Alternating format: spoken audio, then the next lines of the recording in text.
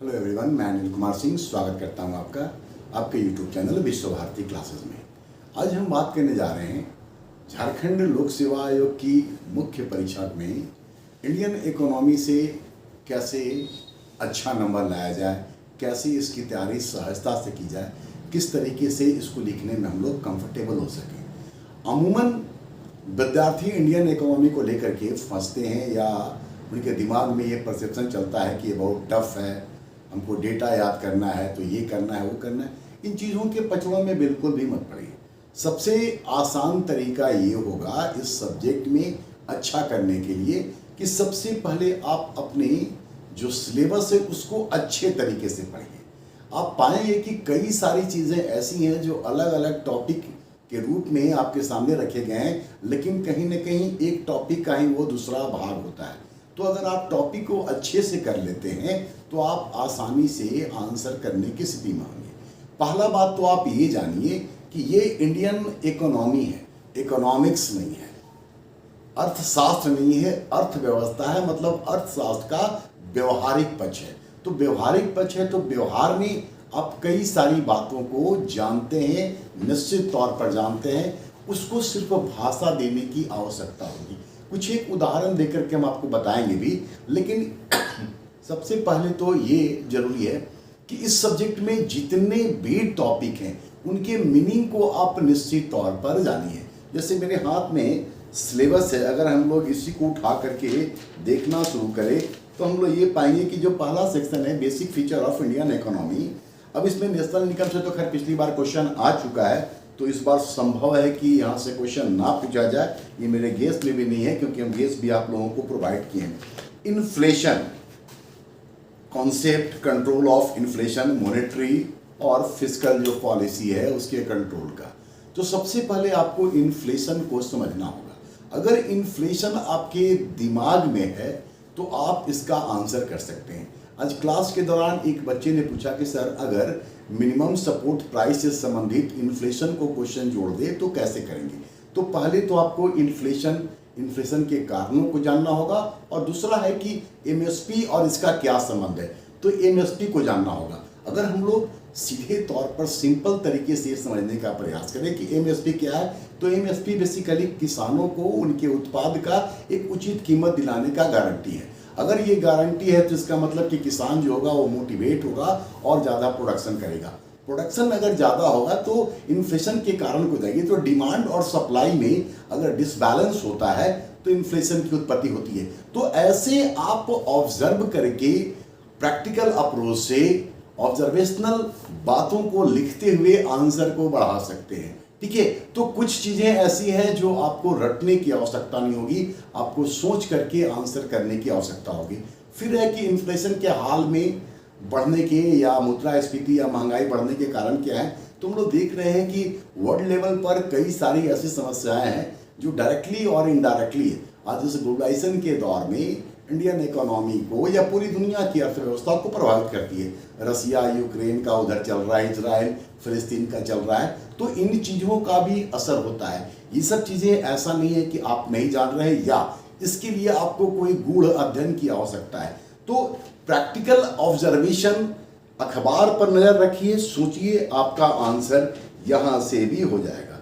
आपको डेटा वाला बात भी लेकर के परेशान करता है, तो डेटा आप कहाँ कहाँ यूज़ करेंगे।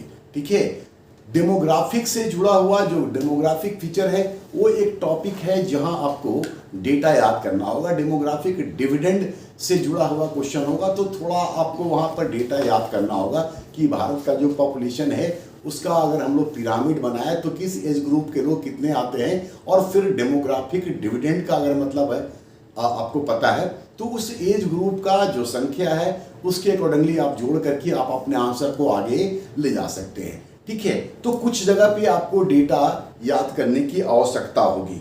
कुछ डेटा अगर आप याद कर लेंगे तो आप उसको सामान्य तौर पर भी इस्तेमाल कर सकते हैं। जैसे एक ही डेटा का इंटरप्रिटेशन अलग अलग तरीके से होता है। कल्पना कर लें हम लोग कि अगर हम लोगों से ये क्वेश्चन पूछा जाता है कि भारतीय अर्थव्यवस्था का मूल्यांकन करें, तो भारतीय अर्थव्यवस्था की बाकी बातों को बताएंगे। तो अर्थव्यवस्था के 3 सेक्टर होते हैं, उसको भी अगर डाटा के साथ जोड़ना हो तो हम लोग बता सकते हैं कि भाई आज़ादी के बाद जब हम लोगों ने नियोजन शुरू किया तो प्राइमरी सेक्टर का क्या योगदान था, तो अबाउट 52% के आसपास में था। आज वो 20% के अराउंड है, एग्जैक्ट अभी हमको याद नहीं है, संभवतः 20.19 है आज की तारीख में। इसके बाद सेकेंडरी सेक्टर का उस समय क्या योगदान था तो 18.8 या 19% के आसपास में था, आज लगभग 26% है। इसी तरीके से टर्शियरी सेक्टर का योगदान क्या था, आज की तारीख में लगभग ये 54% के अराउंड है।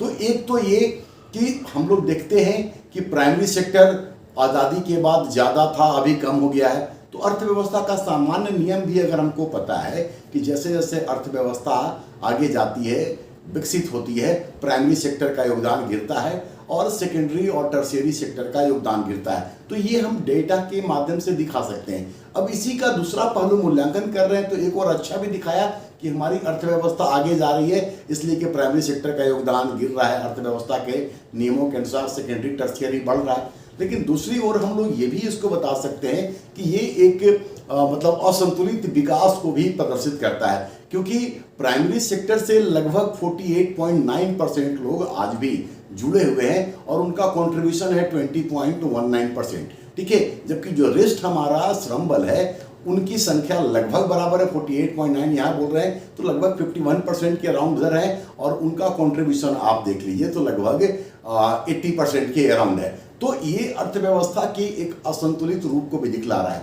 तो कुछ डेटा याद रखिए, जरूरत के हिसाब से आप उसका इंटरप्रिटेशन कीजिए। तो उस चीज को सबसे पहले आपको, जैसे डेमोग्राफिक डिविडेंड क्या है ये याद कर लिए। आगे हम लोग बढ़े तो public finance, public expenditure, budget से पिछली बार क्वेश्चन आ चुका है तो उम्मीद हम लोग नहीं करेंगे। फिस्कल पॉलिसी, ये सब एक दूसरे से निश्चित तौर पे जुड़े हुए हैं, आपस में संबंधित हैं। लेकिन सबसे पहले आपको ये जान लेना होगा कि पब्लिक फिनांस क्या होता है, पब्लिक एक्सपेंडिचर क्या होता है। फिर अगर पब्लिक एक्सपेंडिचर पता है तो अगर क्वेश्चन ये पूछ दे कि सार्वजनिक व्यय में वृद्धि के पीछे क्या कारण है, तो आप पब्लिक एक्सपेंडिचर अगर समझ रहे हैं तो आप थोड़ा सोच करके भी, जनरल थॉट से भी आप अपने आंसर को आगे ले जा सकते हैं कि इन कारणों से अर्थव्यवस्था में या सार्वजनिक व्यय का जो हम लोग वृद्धि है उसको देख रहे हैं। इसमें बहुत ज़्यादा डेटा के चक्कर में अगर आप पढ़ेंगे तो रटिएगा तो भूलिएगा। एग्जामिनेशन का एक अपना प्रेशर होता है, तो अप्रोच आपका बिल्कुल प्रैक्टिकल होगा। अगर ऐसा अप्रोच लेके आप जाएंगे, आपका दिमाग ठंडा रहेगा, आप कूल रहेंगे और आप बेहतर करके आएंगे। तो सबसे पहले तो आप जो डेफिनेशन है उसको अच्छे तरीके से उसका मीनिंग समझ लीजिए। इसी तरीके से अगर हम लोग ग्रुप बी में जाते हैं, सस्टेनेबल डेवलपमेंट और इकोनॉमिक इशूज, तो इसमें जो क्वेश्चन सब है आपके लिए सिलेबस में वह है meaning and measurement of economic development. तो इकोनॉमिक डेवलपमेंट का आपको मीनिंग जानना होगा, ग्रोथ से डेवलपमेंट कैसे अलग है, फिर ये सस्टेनेबल डेवलपमेंट कैसे है। तो सबका आपस में संबंध है। अगर इन संबंधों को जोड़ करके ये ग्रोथ, डेवलपमेंट, सस्टेनेबल डेवलपमेंट, सबका मीनिंग आपको पता है, एक दूसरे से आप संबंध जोड़ सकते हैं, तो आप निश्चित तौर पे इंडियन इकोनॉमी में अच्छा आंसर लिख सकते हैं, अच्छा स्कोर कर सकते हैं। फिर आगे है आपका role of foreign capital and technology in growth of economy, विदेशी पूंजी और तकनीक का योगदान। आगे आपका FDI, FII है, जहां से हम लोग को विदेशी पूंजी आता है। तो इन दोनों का भी आपस में संबंध है। फिर है FDI और FII, इनसे संबंधित क्या मुद्दे हैं, भारत के लिए कौन अच्छा है कौन बुरा है। तो FDI और FII का मीनिंग जान करके ही आप इस आंसर को भी कर सकते हैं। FDI एक लाइन में हम आपको बताएं तो पैसा यही रहेगा। FII मतलब कि शेयर मार्केट में, और शेयर मार्केट में पैसा निकालना आसान होता है। तो विदेशी पूंजी अगर शेयर मार्केट में लगा हुआ है, पोर्टफोलियो इन्वेस्टमेंट है, तो कभी भी निकल जाएगा और वो देश की अर्थव्यवस्था को, जो फॉरेन रिजर्व है, उसको हैम्पर करेगा। तो मीनिंग से ही ये सारे आंसर आपके निकलते हुए नजर आते हैं और डेटा का बहुत ज़्यादा रोल यहाँ पर नजर आता नहीं है, ठीक है। सस्टेनेबल डेवलपमेंट यहाँ से क्वेश्चन पूछा जाएगा, इस बार हम लोग उम्मीद कर सकते हैं, ठीक है। पिछले बार भी हालांकि क्वेश्चन आया है, लेकिन इसका डायमेंशन बड़ा है, तो आप इसको अच्छे तरीके से सस्टेनेबल डेवलपमेंट को तैयार करके रखें, ठीक है। फिर है आपका मीनिंग ऑफ इंक्लूसिव ग्रोथ, समावेशी विकास। तो समावेशी विकास का भी संबंध कहीं ना कहीं डेवलपमेंट से जुड़ा हुआ है, ठीक है। तो उस टॉपिक को आप अच्छे से तैयार कीजिए, एक बार पढ़िए, सोचिए, इंडियन इकोनॉमी में आप सोच करके आंसर ज़्यादा बेहतर कर सकते हैं, किताब पढ़ करके उतना अच्छा नहीं होगा। ठीक है, अगर आप व्यवहारिक तौर पर चीज़ों को समझने का प्रयास कीजिएगा, भाषा अगर आपकी अच्छी है, लेखन शैली पे पकड़ है, तो आप निश्चित तौर पर इस सब्जेक्ट में अच्छा करने की स्थिति में होंगे। इसके बाद देखिए कुछ और क्वेश्चन जहाँ डेटा आपको जरूरत पड़ेगा, जैसे poverty and unemployment, measurement and trends, identification of BPL families, एचपीआई या फिर MPI, multi dimensional poverty index.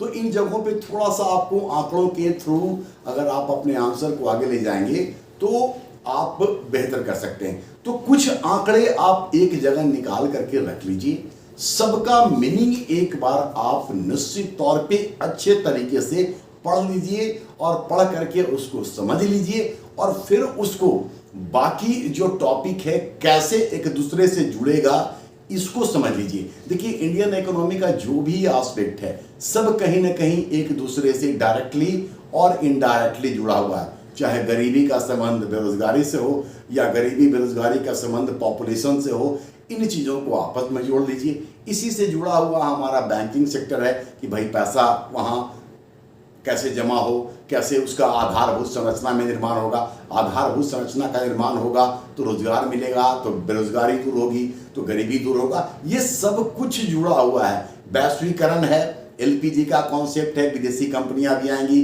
वो भी पैसा लगाएंगी, उससे भी रोजगार मिलेगा। आपको हम सिर्फ इतना ही कहना चाह रहे हैं, आने वाले दिन में कुछ इंपॉर्टेंट टॉपिक पे हम वीडियो भी डालेंगे आपके सामने, ठीक है। लेकिन सबसे पहले आप ये काम कर लीजिए, माफ कीजिए थोड़ा सा खांसी है, सबसे पहले आप मीनिंग को निश्चित तौर पर देख लीजिए, याद कर लीजिए। कोई रटना नहीं आपको कि फलाने ने ये कहा फलाने ने वो कहा, आप व्यवहारिक तौर पर इसको याद कर लीजिए और समझ के रखिए। फिर वक्त के साथ हम लोग इस पर और बात करेंगे और ये पेपर आसान लगेगा। 200 नंबर का ये सब्जेक्ट है, थोड़ा सा कॉन्फिडेंस बढ़ा करके रखिए। जो बात मैंने अभी बताया आप इसको करके देखिए, थोड़ा सिलेबस को सबसे पहले अच्छे तरीके से स्टडी कीजिए, देखिए कि कौन कौन सा पार्ट एक दूसरे से एसोसिएटेड है डायरेक्टली, और फिर अपनी तैयारी को आप आगे बढ़ाइए। आने वाले दिन में हम कुछ महत्वपूर्ण टॉपिक पे वीडियो आपके लिए जल्द लेकर के आएंगे, ठीक है। मिलते हैं, और एकदम यकीन मानिए इंडियन इकोनॉमी आसान है, घबराइए नहीं। डेटा को लेकर के बहुत ज़्यादा पजल मत होइए, कुछ बेसिक डाटा आप जरूर याद रखिए ताकि आप उसको यूज़ कर सकें। चलिए मिलते हैं आगे और फिर बात करते हैं।